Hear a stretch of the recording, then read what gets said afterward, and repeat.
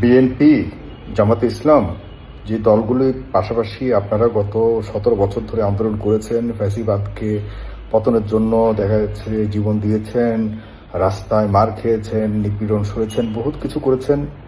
আপনাদের ভবিষ্যৎ ভালো না। আমি আন্দাজ করে অনুমান করে অর্ধেক মিথ্যা আর সত্যকে মিলিয়ে কোনো কথা বলা পছন্দ করি না।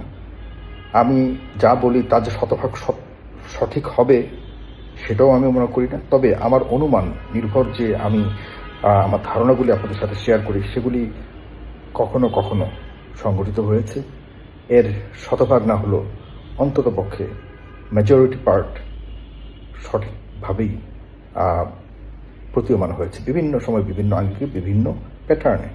আমি আজকে যে কথাগুলি বলছি আপনার শেষ পর্যন্ত শুনবেন, কারণ আমি একটু শেষের দিকে মূল কথাগুলি বলার চেষ্টা করি।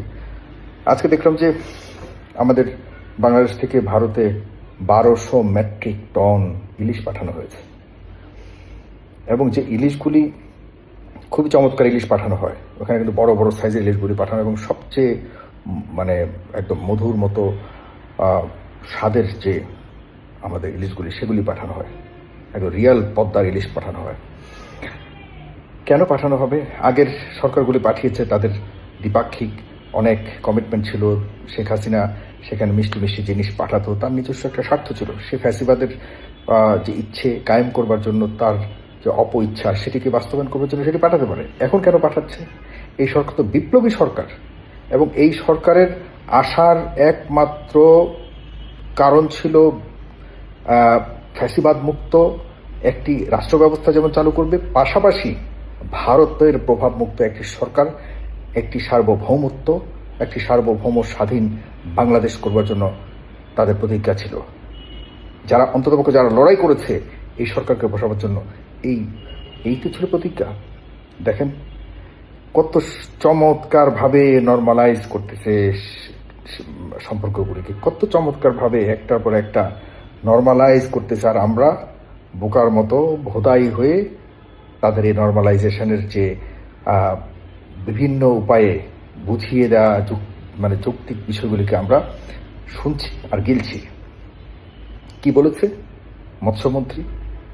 এই ম্যাডাম বলেছেন, ফরিদা আক্তার, তিনি বলেছেন যে এটি আমরা চাইনি পাঠাতে, কিন্তু তারা অনুরোধ করেছে বারবার।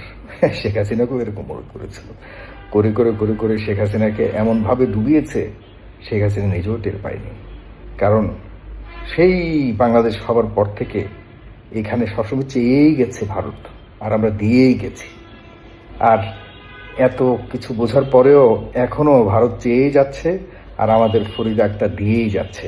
শেষ পর্যন্ত কদিন পর আরো অনেক কিছু দেওয়ার পর আমাদের ফরিদা আক্তার বা আমাদের সরকারের ইচ্ছা ছাড়া তো আর ফরিদা আক্তার তো দেননি, এটা সরকারের ইচ্ছা। সরকার বলবে আমরা যা দিয়েছি ভারতকে, ভারত আর কখনোই ভুলতে পারবে না। সুতরাং আমরা আরো ক্ষমতায় থাকতে চাই, এবং অবশ্যই ভারত যেহেতু পার্শ্ববর্তী দেশ, আমাদেরকে পাশাপাশি সরকার হিসেবে আমাদেরকে ক্ষমতায় থাকবার জন্য যে একটি মনস্তাত্ত্বিক গুরুত্ব ছিল, দ্বিপাক্ষিক যে সম্পর্কের মধ্যে একটু টানাপোড়েন ছিল, সেগুলি মিটিয়ে টিটিয়ে মোটামুটি আমরা আরো কিছুদিন ক্ষমতায় থাকবার মতো একটা ব্যবস্থা এবং পরিবেশ করে ফেলি। এতে ভারত আমাদের পাশে থাকবে পার্শ্ববর্তী দেশ হিসেবে।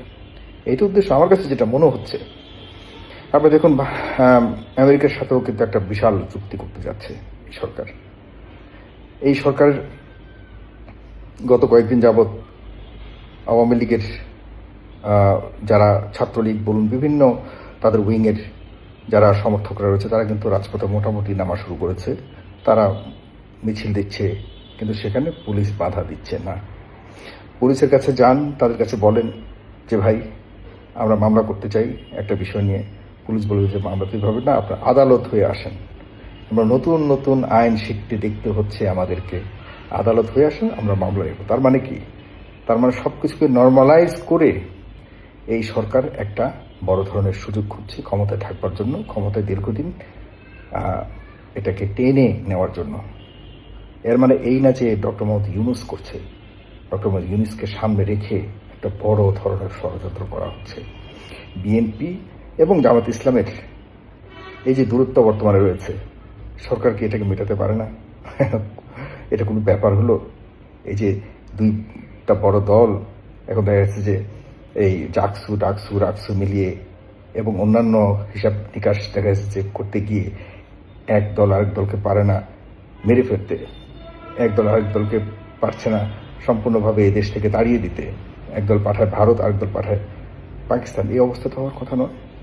ঐক্যমত কমিশন ফেব্রুয়ারিতে হয়েছে বছরের, আজকে এই ঐক্যমত কমিশনের মেয়াদ বাড়ানো হয়েছে আরো এক মাস, প্রতি মাসেই বাড়ছে। আচ্ছা বলুন তো ঐক্যমত কমিশনের কি অর্জন? এই ঐক্যমত কমিশনের রেগুলারলি নিয়ে এই মানুষগুলোকে মনের যে কি বলবো এটাকে, ব্রেন যে আছে সবার, এগুলিকে ওয়াশ করানো হচ্ছে। ওয়াশ করে যারা রাজনৈতিক দলগুলো রয়েছে এদেরকেও নিয়ে তাদের ব্রেন ওয়াশ করে বিভিন্ন উপায় অবলম্বন করে তাদেরকেও বোকা বানানোর চেষ্টা করা হচ্ছে।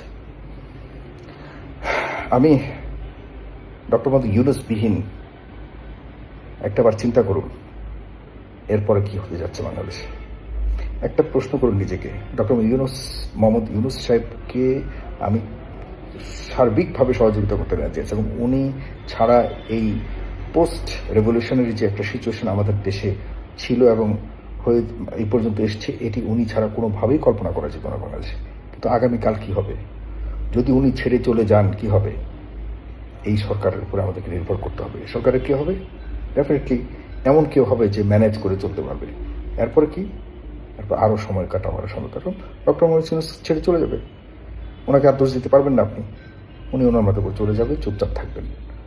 এরপর যা হতে যাবে, যা হবে, সেগুলো কি ট্যাকেল দেওয়ার মতো আমাদের সে শক্তি আছে কারো? সেগুলো আমরা কীভাবে ম্যানেজ করব? আমি জামায়াতে ইসলাম আর বিএনপিকে বিশেষ করে তারপরে কি আমাদের ইসলামী আন্দোলন, তারপরে এনসিপি, সবাইকে বলতেছি আমি, আপনারা একটা জাতীয় সরকার করুন অতি সত্বর। সবগুলোই দলের থেকে আপনারা প্রতিনিধি নিয়ে একটি জাতীয় সরকারের প্রস্তাব দিন যে ঠিক আছে আপনারা এতদিন ভাই ছিলেন, আমাদেরকে শাসন করেছেন বা আমাদেরকে একসাথে করে একটা সামনে নির্বাচন করার জন্য তো চেষ্টা করছেন, ঠিক আছে, আপনাদের দরকার আপনারা পাশে থাকেন। আমরা সবগুলি দল মিলে আমরা আমাদের এই সামনের নির্বাচনটা কিভাবে অংশগ্রহণে, সর্বসম্মতিক্রমে এবং সবার মনোপুত ফ্রি ফেয়ার ইনক্লুসিভ ইলেকশন কিভাবে করা যায়, আমরা একটা ছোট্ট সরকার করে এই সরকারটাই তত্ত্বাবধায়ক বলুন আর জাতীয় সরকার বলুন, কমপক্ষে প্রত্যেকটা দল থেকে আনুপাতিক হারে খুব ভালো বুঝের প্রতিনিধিদেরকে রেখে আমরা জাতীয় সরকার করতে চাই। এবং এই সরকারেই সিদ্ধান্ত নেবে কিভাবে নির্বাচন হবে, কিভাবে আমরা সামনে নির্বাচনকে পরিচালনা করব, যাতে কোনো দল বলতে না পারে যে না আমার জানা মতে বা আমাদের জানা মতে এমন কিছু হয়নি বা আমাদের অজানায় এমন কিছু করে ফেলেছে সরকার, আমাদের পছন্দ হয়নি, এমন কোনো কিছু করবার যাতে কোনো সুযোগ না থাকে। না হলে বলে দিলাম সবাইকে, এই তথ্যটি সবার কাছে ছড়িয়ে দিন। জাতীয় সরকার নাম আপনি যে নামই দেন, আমি যেটা বলতে চাচ্ছি যে সবগুলি দলের এখনো সময় আছে, যারা রক্ত দিয়েছেন গত 17 বছর, যারা এই ফ্যাসিবাদের কারণে জীবন বিপন্ন করেছেন, অনেক রক্তের বিনিময়ে, অনেক মানুষের জীবনের বিনিময়ে, 24 যুদ্ধের বিনিময়ে আমরা এই নতুন একটা চান্স পেয়েছি, গোল্ডেন চান্স। এটাকে নষ্ট করেন না প্লিজ, গোল্ডেন চান্সকে নষ্ট করবেন না। আপনারা এখনই সিদ্ধান্ত নেন, সবাই মিলে একটা সরকার গঠন করুন, সবাই মিলে, এর মধ্যে যাতে কোনো কিন্তু না থাকে। আমার কথাটা আজকে এটা রেকর্ড করলাম আপনাদের জন্য, এটা রেখে দিয়েন, একসময় কাজে আসবে।